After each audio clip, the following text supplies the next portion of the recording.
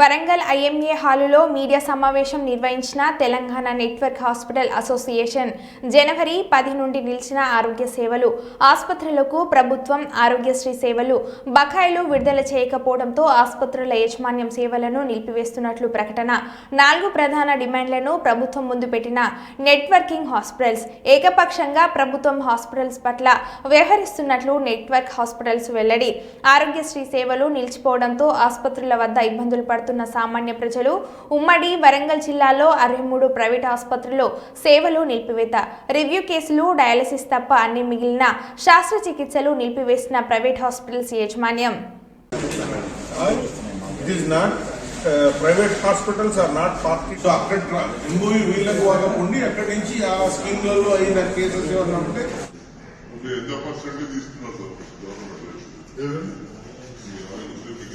10వ తారీఖు నుంచి ఆవశ్యక పరిస్థితుల్లో తెలంగాణ రాష్ట్ర వ్యాప్తంగా ఆరోగ్యశ్రీ సేవలను విత్హోల్డ్ చేయడం అనేది జరుగుతోంది. ప్రధాన డిమాండ్స్ ఇందులో ఏంటి అంటే, ఏకపక్షంగా ఉన్న మెమరాండమ్ ఆఫ్ అండర్స్టాండింగ్. ఎప్పుడు మెమరాండమ్ ఆఫ్ అండర్స్టాండింగ్ అంటే ద్వైపాక్షికంగా ఉంటుంది. చిన్నగా 11 పేజీల ఎంఓయూ ఉంటుంది. మీరు 74 పేజీల ఎంఓయూతో హాస్పిటల్స్ పై చాలా రకాలైన ప్రాబ్లమ్స్ క్రియేట్ అవ్వబడుతున్నాయి. రెండవది రివిజన్ ఆఫ్ ప్యాకేజెస్. ఆరోగ్యశ్రీ పథకం వచ్చిన నాటి నుంచి ఇవాళటి వరకు, అనగా 2008 నుంచి 2024 వరకు అదే రేట్స్లో సర్వీసెస్ ఇవ్వడం అనేది జరుగుతోంది. దాన్ని ఈ ప్రభుత్వం కొంచెం మెరుగుపరుస్తూ రివిజన్ అనేది మొదలుపెట్టింది. ప్రివిజన్ ప్రాసెస్ ఏదైతే మొదలుపెట్టిందో అందులో తీవ్రంగా తెలంగాణ నెట్వర్క్ హాస్పిటల్స్ ఏవైతే ఎక్కువగా ఆరోగ్యశ్రీ సేవలు డిస్ట్రిక్ట్స్లో ఇస్తాయో వాటికి తీవ్ర నష్టం అనేది జరుగుతోంది. అది కాకుండా దాన్ని కంప్లీట్ చేయాలన్నది రెండవ డిమాండ్. మూడవది పేరుకుపోయిన బకాయిలు ఏవైతే ఉన్నాయో చాలా ఇబ్బందికరంగా హాస్పిటల్స్కు తయారయ్యాయి. జీతభత్యాలు ఇవ్వాలనే కానీ, వచ్చిన కన్సల్టెంట్స్కు మనీ ఇవ్వడమే కానీ, లేకుంటే వచ్చే వెండర్స్కు ఏదైతే హాస్పిటల్ సప్లైస్ ఉన్నాయో వాళ్లకు బకాయిలు చెల్లించడమే కానీ, ఇవన్నీ ఇబ్బందికరంగా మారుతున్నందుకు పాత బకాయిలు చెల్లిస్తూ ఇప్పటి నుంచి పేమెంట్స్ ఏవైతే ఉన్నాయో వాటిని అక్కడ సరళీకృతం చేస్తూ రెగ్యులర్గా వచ్చే విధంగా చేయాలని.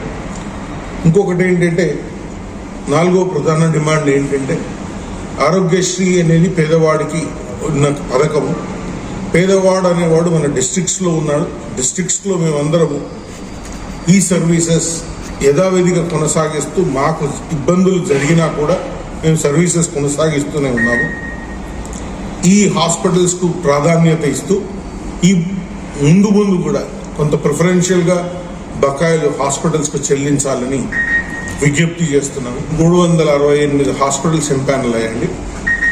మొన్న ఇచ్చిన 100 కోట్ల బకాయిలతో దగ్గర ప్రతి హాస్పిటల్కు 9 నుంచి 10% పైసలు వచ్చాయి. దాని అర్థం ఏంటి అంటే అనదర్ 90% అమౌంట్ రావాలి. సో దగ్గర మా అంచనా మేరకు this will be somewhere between 900 to 1000 crores. దగ్గర 18 to 20 months ఈ పేమెంట్స్ అనేది రావటం లేదు. సో వాటితో కూడా హాస్పిటల్స్కి ఇబ్బంది జరుగుతుంది.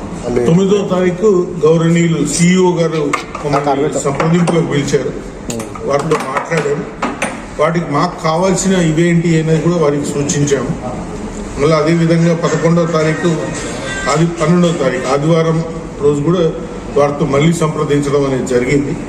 వారికి మళ్ళీ అదే విధంగా తను చెప్తున్నాడు. బట్ మాకేంటి అంటే, ఇదివరకు గత 8 ఏళ్లుగా ప్రతిసారి ఇదే జరుగుతుంది. 100 కోట్లు ఇవ్వడం, వాళ్ళు ఇస్తాను అన్న హామీ కొద్ది మేము వెనుకకు తగ్గడము, మళ్ళీ అదే పరిస్థితిలో ఉండడం. ఇది కాదు. ఒక స్ట్రాంగ్గా ముందుకు వెళ్లే విధంగా ఒక ప్రణాళికాబద్ధంగా వెళ్లాలన్న సూచన వారికి